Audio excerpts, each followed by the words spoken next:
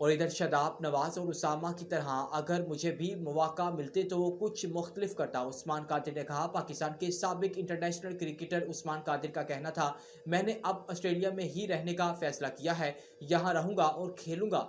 कराची वालों से गिला है कि मैच नहीं देखने आते। बाबर आजम, पाकिस्तानी क्रिकेट टीम के साबिक कप्तान बाबर आजम ने कराची के शहरियों से मैच देखने के लिए स्टेडियम ना आने का गिला कर दिया। उस्मान कादिर का कहना था कि मैं मुस्तकबिल के बारे में इतना नहीं सोचता, बल्कि हाल ही में अच्छा करने की कोशिश करता हूँ।